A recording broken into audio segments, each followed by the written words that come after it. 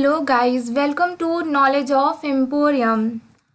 आज इस वीडियो में हम आपके साथ डिस्कस करने वाले हैं जो टॉपिक वो होगा आपका briefly description of programming language, यानी कि आप पाइथन में कौन कौन सी लैंग्वेजेस पढ़ते हैं उनके बारे में पढ़ेंगे। और सेकंड टॉपिक होगा आपका कंपाइलेशन में क्या क्या चीज़ें आती हैं आपकी वो पढ़ेंगे। तो ये वीडियो आज जो है आपके लिए वो बहुत ही इम्पॉर्टेंट है, तो इस वीडियो को आप ज़रूर देखिएगा और वीडियो को बीच में स्किप बिल्कुल मत कीजिएगा, नहीं तो आपको जो टॉपिक है वो समझ में ढंग से नहीं आएगा। देन टॉपिक को पढ़ाने के बाद हम उसी टॉपिक से रिलेटेड आपको एमसीक्यूज़ भी कराएंगे, ताकि जो आपके एग्ज़ाम में एमसीक्यूज़ आए वो आपके अभी से प्रिपेयर होते रहें। और जो आज का आपका टॉपिक कंपाइलेशन है, ये टॉपिक आपके लिए बहुत इम्पॉर्टेंट है, क्योंकि इसमें से जो क्वेश्चंस पुटअप होते हैं एग्ज़ाम में काफ़ी होते हैं। तो आप वो टॉपिक को तो बहुत अच्छे से पढ़िएगा और उसके क्वेश्चंस जो हैं उन्हें भी अच्छे से करिएगा कि किस टाइप के क्वेश्चंस उस टॉपिक से आ सकते हैं एग्ज़ाम में आपके। देन वीडियो को स्टार्ट करने से पहले अगर आप हमारे चैनल में नए हैं तो हमारे इस चैनल को सब्सक्राइब कर लीजिए और वीडियो अच्छा लगे तो वीडियो को लाइक ज़रूर करिएगा। इससे पहले हमने आप लोगों के लिए 2 वीडियो और अपलोड करी हैं इन्हीं टॉपिक से रिलेटेड। अगर आपने उन वीडियोस को नहीं देखा है तो उसका लिंक हम डिस्क्रिप्शन बॉक्स में दे देंगे, आप पहले उन वीडियोस को देखिएगा देन ये वीडियो। तो आज का टॉपिक क्या है आपका briefly description of programming language. तो वो जो लैंग्वेजेस होती हैं वो कौन कौन सी होती हैं, BASIC, Fortran, COBOL, C and Python. तो हम 1 बाय 1 डिस्कस करेंगे। पहला आपका कौन सा है, बेसिक। तो हम सबसे पहले बेसिक के बारे में जानेंगे। तो जो आपका बेसिक होता है इसका आपका पूरा नाम क्या होता है, beginner all purpose symbolic instruction code. क्या होता है, beginner all purpose symbolic instruction code. Then second point है, it was design at Dartmouth college in the mid 1960s by John Kemeny and Thomas Kurtz. तो जो basic language है उसको डार्थमाउथ college में design किया गया था मिड 1960s में, और किसने किया था, जॉन ने किया था। तो आप इस में जो सबसे इम्पॉर्टेंट पॉइंट है आपका, जो कि जिसमें से आपका एग्ज़ाम में क्वेश्चन पुटअप हो सकता है, वो ये है कि आप बेसिक का पूरा नाम ध्यान रखिएगा। देन इस लैंग्वेज को किसने डिज़ाइन किया है उसका नेम याद रखिएगा, जो कि आपका होता है ये बेसिक का पूरा नाम होता है beginner all purpose symbolic instruction code, और किसने डिज़ाइन किया है, जॉन ने। Then it is educational oriented language, और बेसिक जो लैंग्वेज है उसको आप लोग एजुकेशनल ओरिएंटेड लैंग्वेज भी कह सकते हैं। देन फोर्थ पॉइंट में क्या है, Basic continue to be widely used because it can be learned quickly. Its statements are easy to read by other programmers and support is available on most operating system OS। तो जो आपकी basic language है वो बहुत ही जगह use होती है आपकी। जो इसके स्टेटमेंट होते हैं वो रीड करने में बहुत ही ईज़िली होते हैं अदर प्रोग्रामर्स के लिए, और जो आपकी बेसिक लैंग्वेज है वो मोस्ट ऑफ ऑपरेटिंग सिस्टम में आपके अवेलेबल है। देन सेकेंड देखते हैं जो है आपका फोर्ट्रेन। तो फोर्ट्रेन का जो आपका पूरा नाम होता है वो है आपका formula translation. Then it is design in 1957, और इस लैंग्वेज को डिज़ाइन की गई है किस सन में, 1957 में, बाई एन IBM। IBM का जो फुल फॉर्म होता है वो International Business Machine, teamed by the John Backus. तो जो फोर्ट्रेन लैंग्वेज थी उसको डिज़ाइन 1957 में किया गया था, लेकिन किसने किया था, जॉन बैकस ने। आप नाम याद रखिएगा और सन। Then it is a algorithmic language, और जो आपकी फोर्ट्रेन लैंग्वेज है उसको आप लोग एल्गोरिदमिक लैंग्वेज भी बोलते हैं। नेक्स्ट है आपका कोबेल। तो इसमें भी आपका जो पूरा नाम होता है इसका वो होता है आपका कॉमन बिजनेस ओरिएंटेड लैंग्वेज। क्या होता है? Common business oriented language.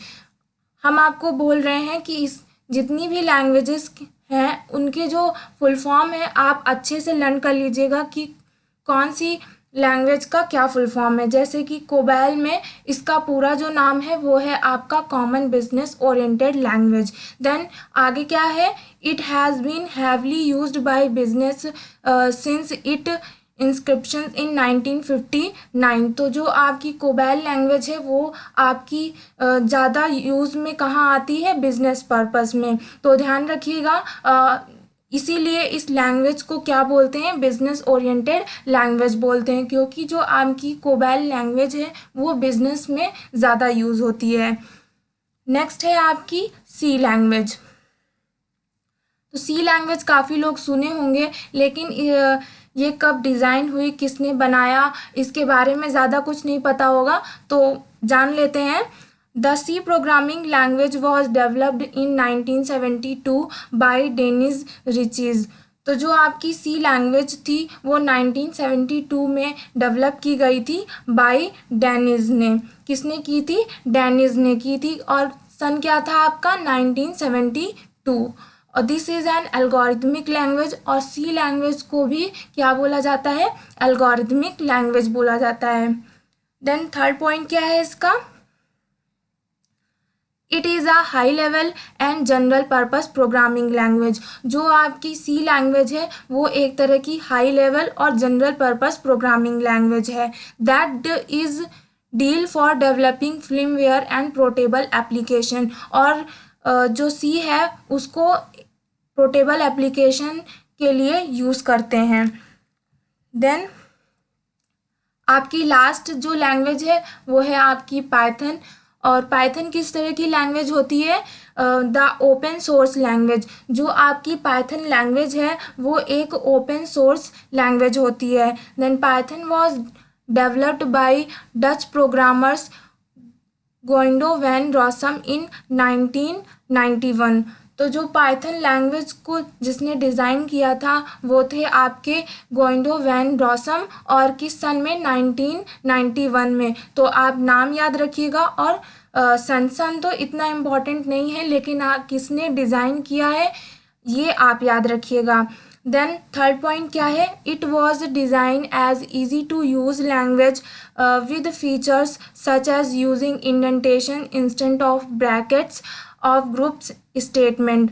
तो जो आपकी पाइथन लैंग्वेज है वो लैंग्वेज बहुत ही इजी है यूज़ करने में। देन जो आपका सबसे अच्छा फीचर्स है पाइथन का वो ये है कि आप लोग जब भी ब्रैकेट स्टेटमेंट में ब्रैकेट यूज़ करते हैं तो उसमें इंडेंटेशन का बहुत ही ज़्यादा इम्पॉर्टेंट होता है, क्योंकि अगर आपके कोड में कहीं भी स्पेस है तो आपकी वहाँ पर इंडेंटेशन एरर शो होगी।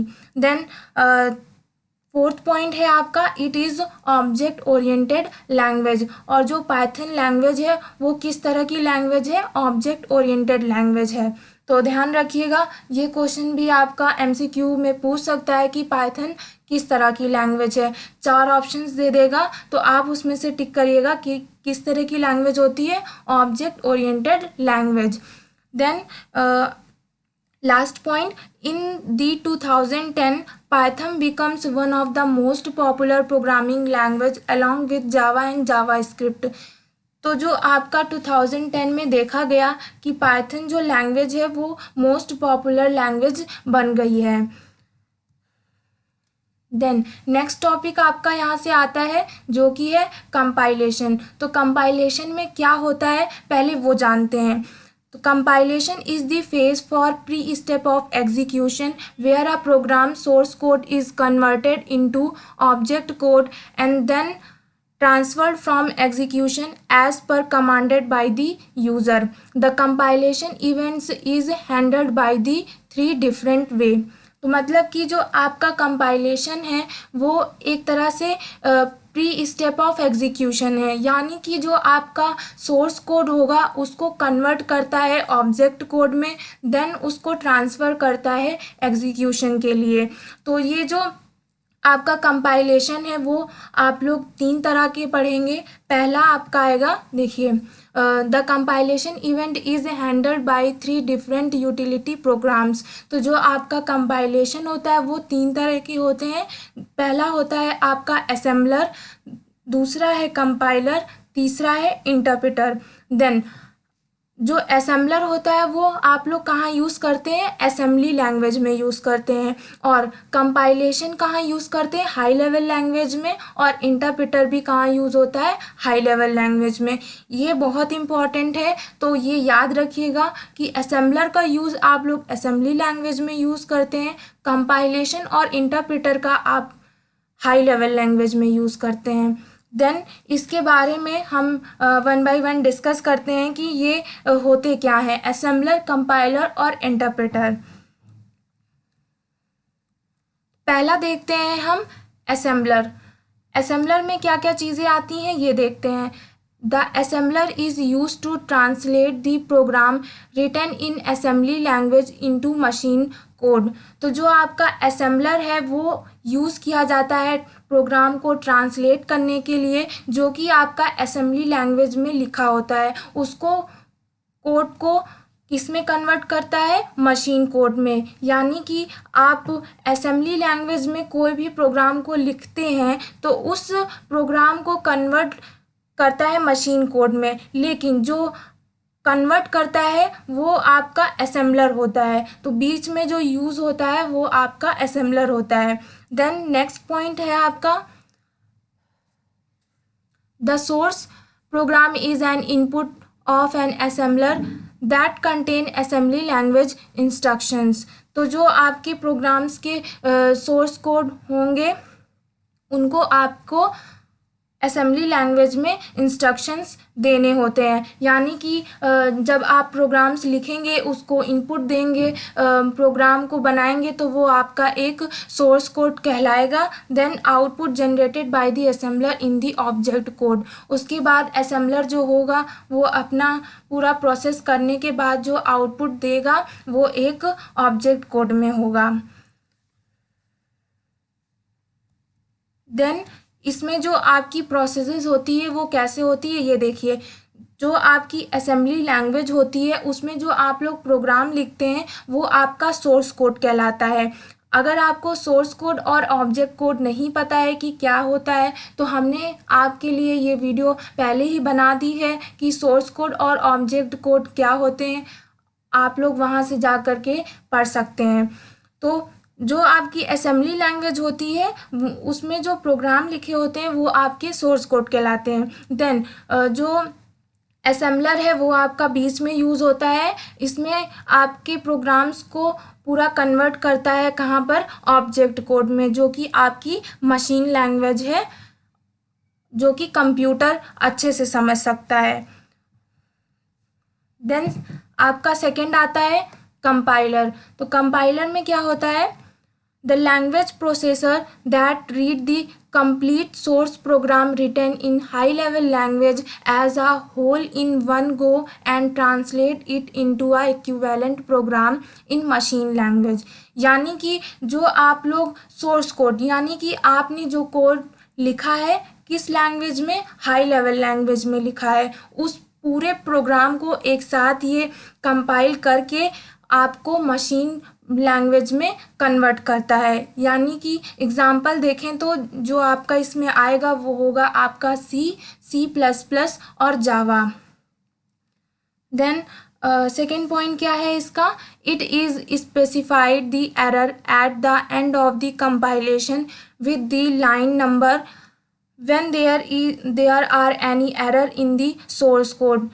इस पॉइंट में आपको क्या कहना चाह रहा है कि जब आपका जो सोर्स कोड है वो जब कंपाइल करेगा, पूरा कंपाइल कर लेगा, तो उसके बाद आपके प्रोग्राम में जो जो एरर्स होंगी वो एरर शो करेगा, लेकिन जिस लाइन में आपकी एरर शो होगी वो लाइन नंबर भी आपको वहाँ पर बताएगा कि आपका जो प्रोग्राम है, आपके प्रोग्राम में लाइन नंबर 3 या 5, जहाँ भी आपके प्रोग्राम में एरर होगी वो लाइन नंबर शो करके आपको बताएगा कि आपके प्रोग्राम में यहाँ पर एरर है। देन नेक्स्ट पॉइंट है आपका the error must be removed before the compile can successfully recompile the source code again. तो जो एक बार तो आपका प्रोग्राम कंपाइल हुआ और उसने आपके प्रोग्राम की एरर बताई, उसके बाद आपने प्रोग्राम्स को एरर दूर करी, रिमूव करी अपने प्रोग्राम की। उसके बाद जब फिर आप उस प्रोग्राम को कंपाइल करने के लिए देंगे तो आपका वो पूरा प्रोग्राम कंपाइल होगा। देन आपके कोड में कोई भी एरर जब नहीं होगी तब वो आपका कोड कंपाइल करके आपको उसका आउटपुट देगा। तो ये कैसे वर्क करता है ये भी देख लीजिए। तो जो आपका सबसे पहले आएगा सोर्स कोड, जो आपने कोड लिखा है, देन कंपाइल करेगा उस कोड को और वो मशीन कोड में जाएगा, यानी कि कंपाइल करने के बाद आपका कोड जो है वो मशीन में समझेगा कि आपने क्या क्या चीज़ें उसको दी हैं, आपको क्या आउटपुट आना चाहिए। तो मशीन कोड के बाद आपका जो प्रोग्राम का आउटपुट होगा वो आपको देगा। तो ये था पूरा कंपाइल। देन आपका थर्ड आता है इंटरप्रेटर। तो इंटरप्रेटर में क्या होता है आपका, पहले पॉइंट में क्या बोल रहा है आपको,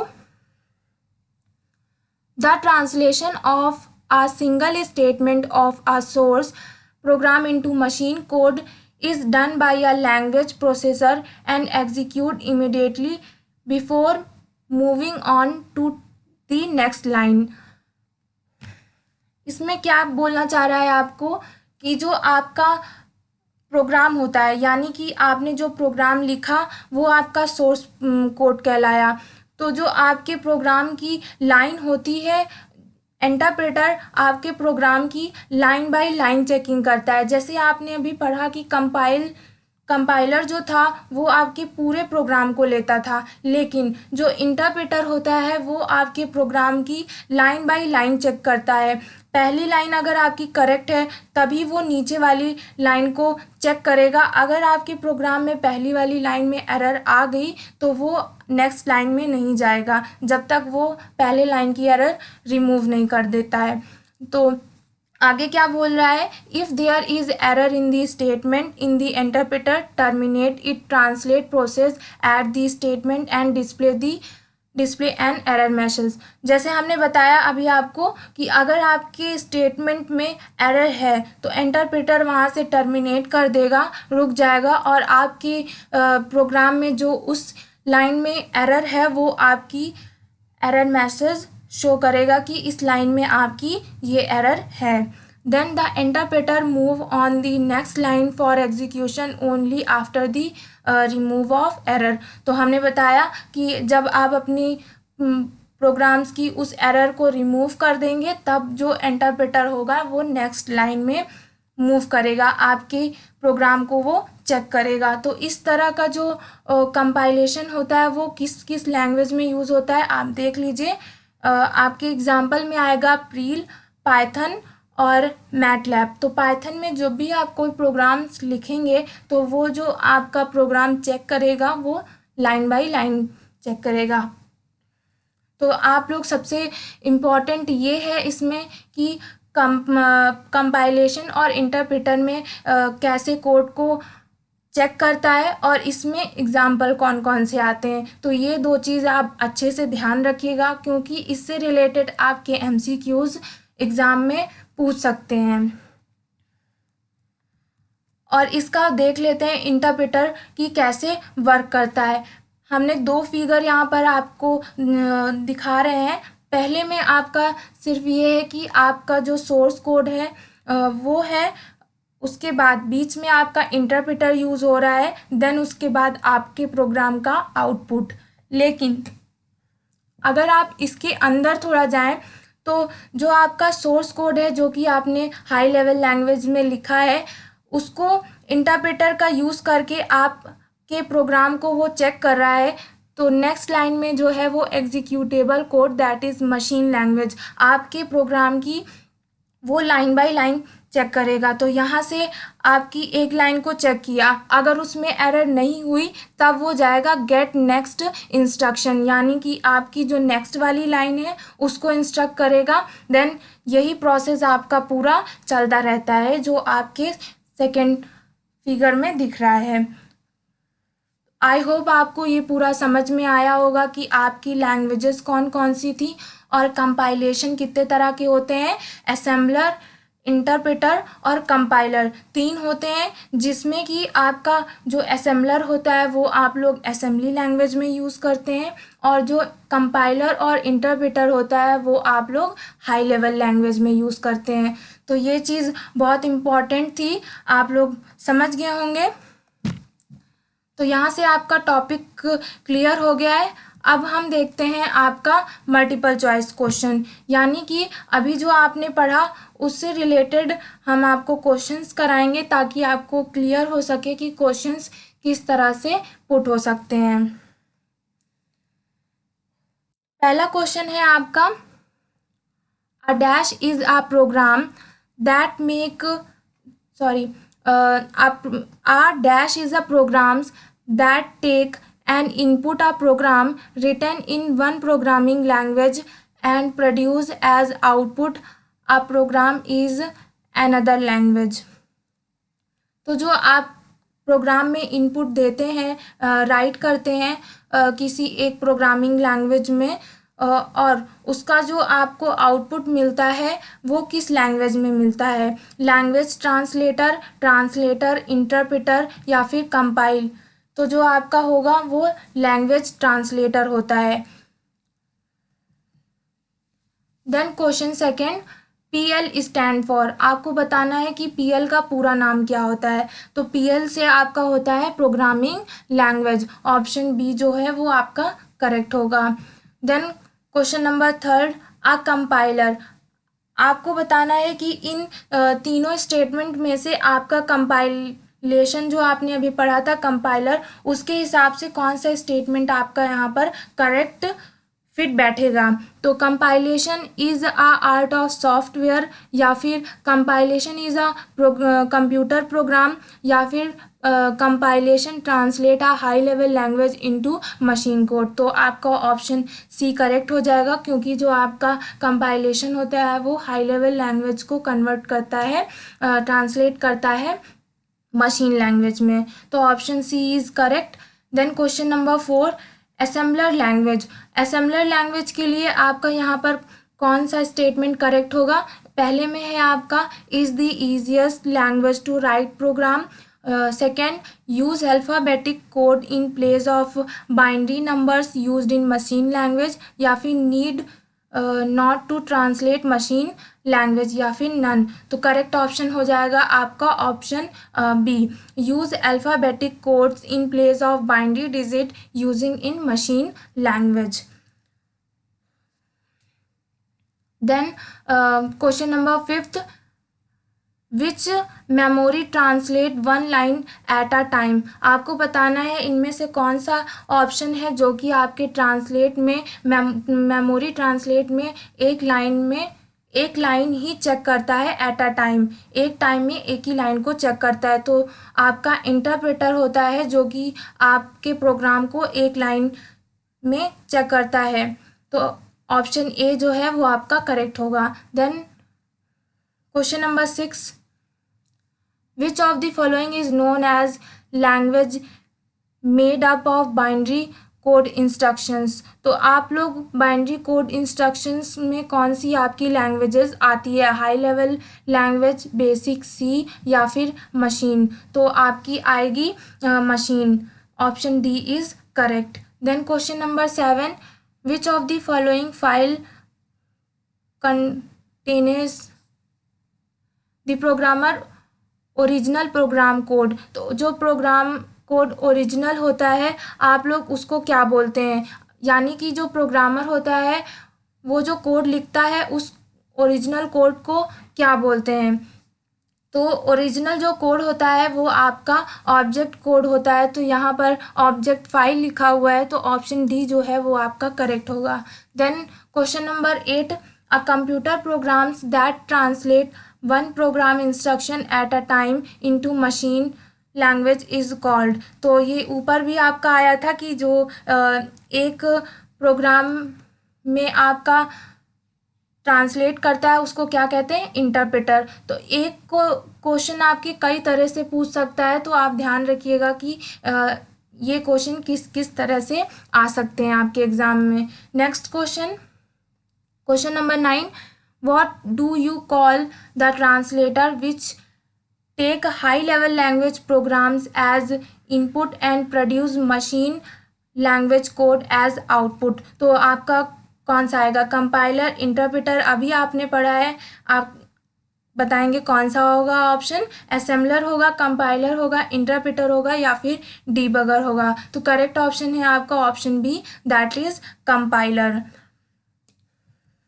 then question number 10, what is the name of for the process that is used to convert a series of trans instructions or programs written in HLL मतलब कि high level language into instructions or a programs that can be run a computer। तो आपका compiling आएगा, assembling आएगा या फिर translating या uploading. तो correct option is option A. देन ये था पूरा आपका प्रोग्राम और थ्योरी और एमसीक्यूज़। आई होप आपको पूरा समझ में आया होगा। अगर कोई भी डाउट रह गया है तो आप हमसे कमेंट करके पूछ सकते हैं। और अगर आज की वीडियो आपको हमारी पसंद आई हो तो हमारी इस वीडियो को लाइक, शेयर एंड कमेंट करना मत भूलिएगा। और अगर आप हमारे चैनल में नए हैं तो हमारे इस चैनल को सब्सक्राइब कर लीजिएगा। Thank you for the watching video.